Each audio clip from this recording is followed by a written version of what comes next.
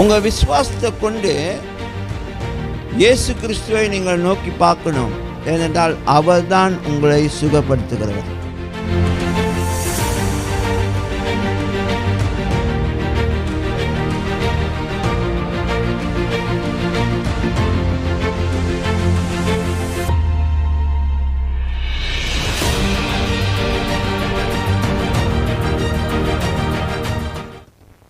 ஏழு சத்தியங்களை பற்றி சொன்னேன்.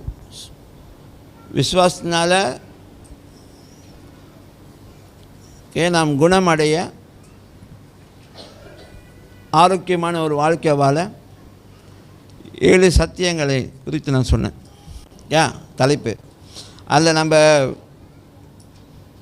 காரியமாக என்ன பார்த்தோம்? வேதாகமம், தேவனுடைய வார்த்தை, அது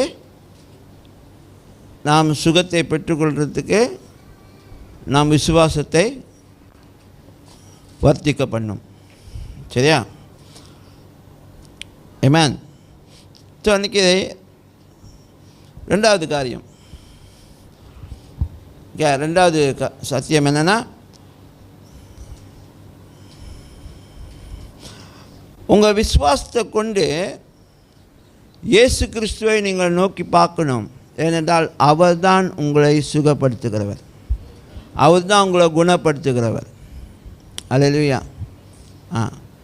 2வது சத்தியம்னா, விசுவாசம் இருந்தால் மட்டும் பத்தாது. விசுவாசம் இருக்கும்பொழுது நீங்கள் யாரை பார்க்கணுன்னா, இயேசு கிறிஸ்துவை பார்க்கணும். அவர்கிட்ட நீங்கள் முறையிடணும். அவரை நீங்கள் பார்த்து சொல்லணும், நீங்கள் என்னை சுகப்படுத்துகிற தேவன். அல்லேலூயா. ஹலோ.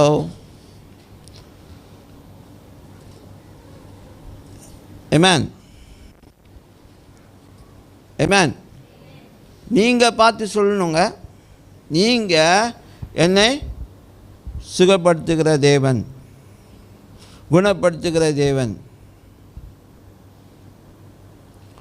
சரியா? ஆனால் அவர் சொல்லியிருக்கிறாரு, I am the Lord that healeth thee. நான் உன்னை குணப்படுத்துகிற தேவன் அவர் சொல்லியிருக்காரு. ஆனால் நீங்கள் அதுக்கு என்ன ரெஸ்பாண்ட் பண்ணுறீங்க? இப்போ நான் சொல்கிறேன், நான் உங்களுக்கு உதவி செய்கிறேன் அப்படின்னு சொல்லும்பொழுது நீங்கள் என்ன செய்யணும்? அதுக்கு ரெஸ்பாண்ட் பண்ணணும், அந்த உதவியை பெற்றுக்கொள்கிறதுக்கு. அதே மாதிரி அவர் சொல்லும்பொழுது, நான் உன்னை குணப்படுத்துகிற தேவன் சொல்லும்பொழுது நீங்கள் நான் சொல்லணும், எஸ் நீங்கள் தான் என்னை குணப்படுத்துகிற தேவன் சொல்லி அதை நான் வாங்கி கொடுக்குறேன், உள் வாங்கி கொடுக்குறேன், நம்புகிறேன். சரிங்களா? இன்றைக்கி அவர் சொல்லுவார். ஆனால் நம்ம